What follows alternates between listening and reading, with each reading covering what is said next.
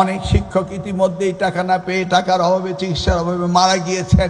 অনেকে sleeping pill খেয়ে সারা জীবনের জন্য ঘুমিয়ে গিয়েছেন, যে আর উঠতে চান না, তারা এই বয়সে তার সন্তানের কাছে গিয়ে হাত পাততে চান না।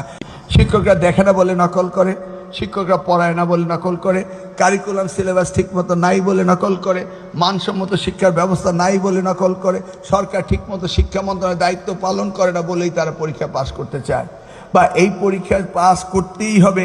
এই ধরনের শিক্ষা ব্যবস্থা তো পৃথিবী থেকে আস্তে আস্তে চলে যাচ্ছে, ফসিল হয়ে যাচ্ছে নাকি? তো সেই জায়গায় আমাদেরকে মানসম্মত শিক্ষার ব্যবস্থা করতে হবে, সেই জায়গায় আমাদের যেতে হবে। যেতে হলে কাদের মাধ্যমে যাব? শিক্ষকদের মাধ্যমে নাকি?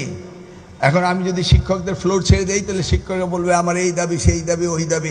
আস্তে আস্তে এক বান্ডেল দাবি তো আমাদের হয়েই গিয়েছে। শিক্ষকদের দাবি আমি জানি, আপনাদের অবসর ভাতার দাবি, আপনাদের কল্যাণ ট্রাস্টের দাবি। আপনারা জানেন বিগত সরকার 2022-এর পর অবসর ভাতা কল্যাণ ট্রাস্ট আপনাদের দেয় না।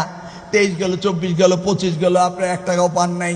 কারণ 7,000 কোটি টাকা বিগত সরকারের সময় যারা এই দায়িত্ব ছিল তারা আত্মসাৎ করেছে। অতএব আমাকে এই বাজেট পর্যন্ত বসে থাকতে হবে, থোক বরাদ্দ পেতে হবে, তারপর আপনাদের দিতে হবে, তারপর আস্তে আস্তে আপনাদেরকে এগুতে হবে।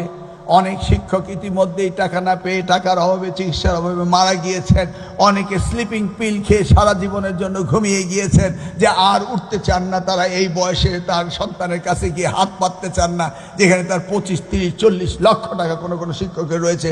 সেই শিক্ষকরা এখন দ্বারস্থ হচ্ছেন এই বৃদ্ধ বয়সে এসে অন্যের কাছে। আমি কি এটা বুঝি না? এবং এই অবসর ভাতা, এই কল্যাণ ট্রাস্ট আমাদের সাবেক প্রধানমন্ত্রী দেশমাতা বেগম খালেদা জিয়াই দিয়েছিলেন, তাই না? ভুলে গিয়েছেন আপনারা? তিনি তো আপনাদের উৎসব ভাতা দিয়েছিলেন 25%, তারপরে তার কেউ দেয় নেই। এই সরকার এসে 25 দিয়ে 50 করলো। আমি ইতিমধ্যে চেয়েছিলাম 10 বাড়িয়ে দিতে, একটা থোক বরাদ্দ ছিল, এটাও পাবেন একটু জটিলতার কারণে। ফাইন্যান্স মিনিস্ট্রি, এডুকেশন মিনিস্ট্রি, সেগুলো হলো আমাদের আমলাতান্ত্রিক জটিলতা।